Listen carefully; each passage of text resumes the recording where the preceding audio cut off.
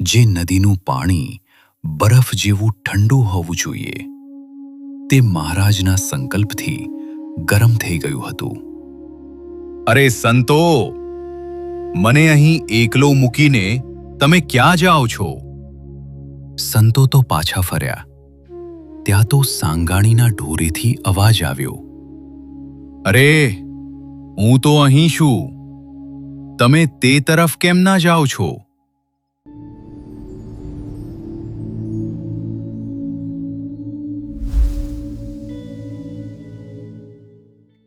ગઢપુરના દરબારમાં અક્ષર ઓરડીએ પૂર્ણ પુરુષોત્તમ શ્રી સ્વામિનારાયણ ભગવાન બિરાજમાન હતા. સભામાં મોટા મોટા નંદ સંતો હાજર હતા. એ સમયે મહારાજે એક રહસ્યમય સાખી ઉચ્ચારી. શ્યામ વર્ણ શોભે અતિ શબ્દ શ્રેષ્ઠ ગંભીર, અતિ ઉત્તમ જાણી જનો સુને સૌ થઈ સ્થિર.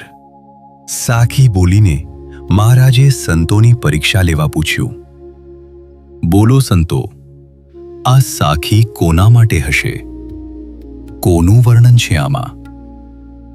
સૌ પ્રથમ મુક્તાનંદ સ્વામી બોલ્યા. મહારાજ, આ તો સમુદ્રનું વર્ણન લાગે છે, કારણ કે તે શ્યામ છે અને ગંભીર અવાજ કરે છે. પછી મહારાજે પ્રેમાનંદ સ્વામીને પૂછ્યું તો તેમણે હાથી ઉત્તર આપ્યો.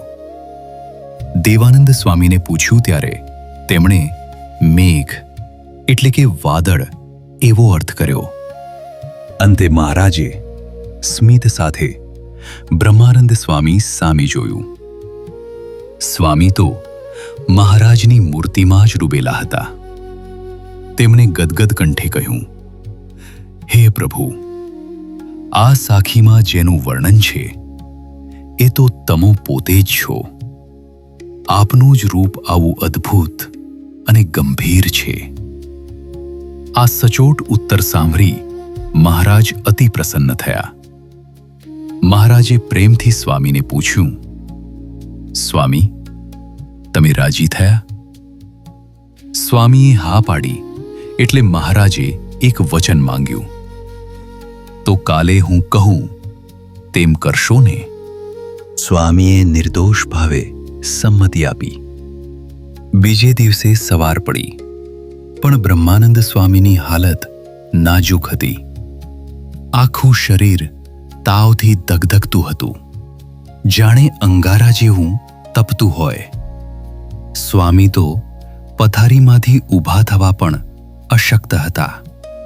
બરાબર એ જ સમયે શ્રીજી મહારાજ અક્ષર ઓરડીએથી પધાર્યા અને સ્વામી પાસે આવીને ઊભા રહ્યા. મહારાજે હળવા સ્મિત સાથે કહ્યું, ચાલો સ્વામી, ઉન્મત્ત ગંગાએ સ્નાન કરવા જવાનું છે. સ્વામીએ માંડ માંડ આંખો ખોલી અને ધ્રુજતા અવાજે કહ્યું, હે પ્રભુ, આપ તો અંતર્યામી છો. આપ જુઓ તો ખરા, આખું શરીર તાવથી શેકાઈ રહ્યું છે. આવા સમયે ઠંડા પાણીમાં નાહવા જઈશ તો મારું શું થશે? પરંતુ મહારાજ તો આજે કંઈક અલગ જ લીલા કરવાના મૂડમાં હતા. તેમણે અત્યંત તાણ કરીને કહ્યું, ના સ્વામી, આજે તો તમારે અમારી સાથે આવવું જ પડશે. અમે કહીએ એમ કરો, તમારો તાવ ઉતરી જશે.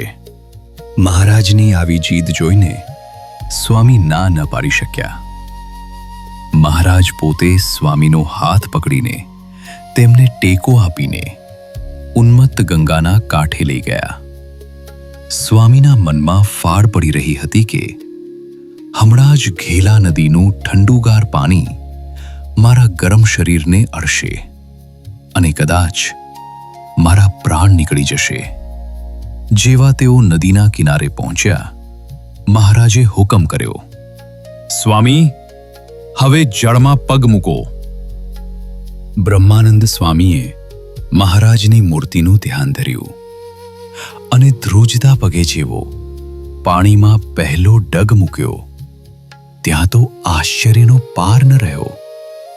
સ્વામીની આંખો વિસ્મયથી ફાટી ગઈ.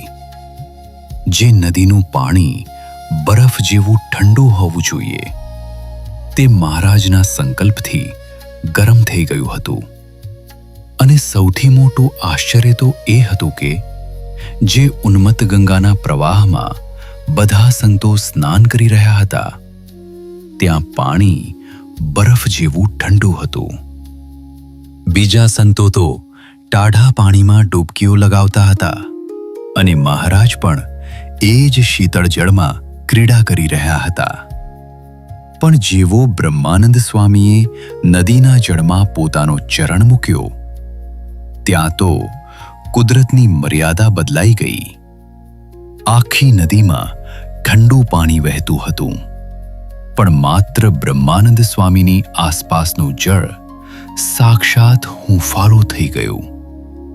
જાણે મહારાજે સંકલ્પ કર્યો હોય કે મારા સ્વામીને તાવ છે એટલે એમને આ શીતળ જળ સ્પર્શવું ન જોઈએ.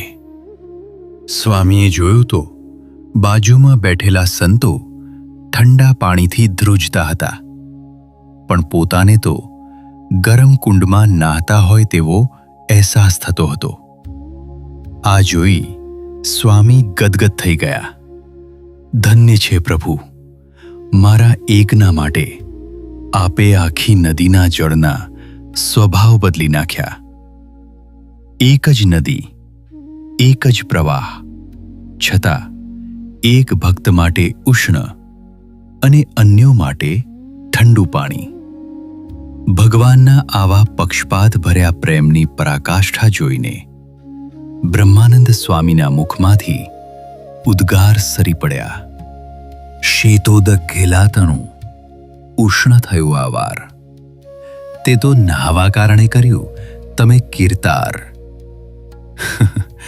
સ્વામીનો આવો નિર્દોષ પ્રેમ અને આશ્ચર્ય જોઈને મહારાજ ખડખડાટ હસી પડ્યા અને દોડીને બ્રહ્માનંદ સ્વામીને બાથમાં ભરીને વહાલથી ભેટી પડ્યા. સ્નાન કર્યા પછી મહારાજે એક એવી લીલા કરી જે જોઈને સંતો પણ અચંબો પામી ગયા. મહારાજે એક સાથે 3 સ્વરૂપ ધારણ કર્યા. મહારાજે પોતાનું એક સ્વરૂપ દીના ભેસલા પાના ઉપર રાખ્યું.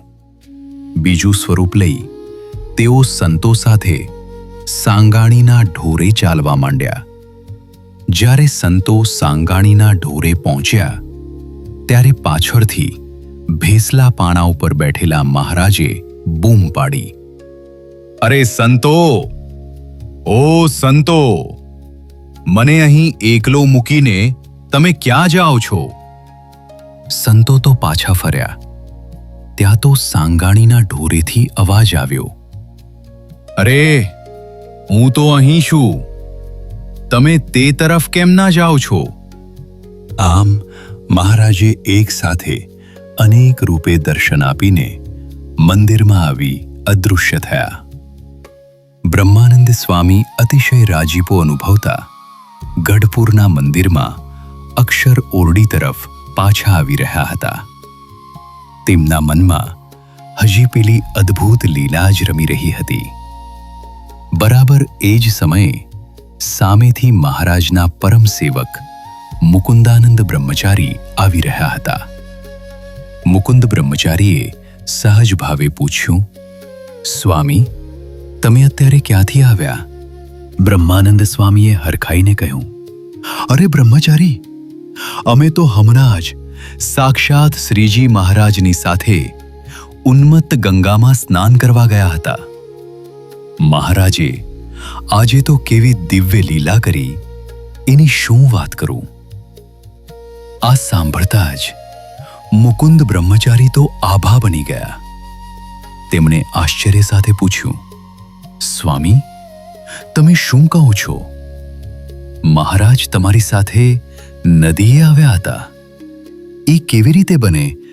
કેમ કે મહારાજને તો અત્યારે મેં જ અહીં અક્ષર ઓરડીમાં નવરાવ્યા છે. મહારાજની મેં પૂજા કરાવી છે અને તેઓ તો અત્યારે અક્ષર ઓરડીમાં જ બિરાજમાન છે. હવે ચોંકવાનો વારો બ્રહ્માનંદ સ્વામીનો હતો. સ્વામી એક પળનો પણ વિલંબ કર્યા વગર દોડતા અક્ષર ઓરડીએ પહોંચ્યા. જેવો જ ઓરડીનો દરવાજો જોયો ત્યાં તો અંદર સાક્ષાત શ્રીજી મહારાજ બિરાજમાન હતા. બ્રહ્માનંદ સ્વામીની આંખોમાંથી અશ્રુધારા વહેવા લાગી. તેઓ સમજી ગયા કે આ કોઈ સાધારણ લીલા નથી. મહારાજે એક જ સમયે 3 સ્વરૂપ ધારણ કર્યા હતા. આમ સર્વાવતારી શ્રીહરિએ બ્રહ્માનંદ સ્વામીને પોતાનું અનંત ઐશ્વર્ય અને અલૌકિક પ્રતાપ દેખાડ્યો. ભક્ત અને ભગવાનના આવા દિવ્ય સંબંધની આ કથા સાક્ષાત પરમાત્માના પ્રતાપની સાક્ષી પૂરે છે.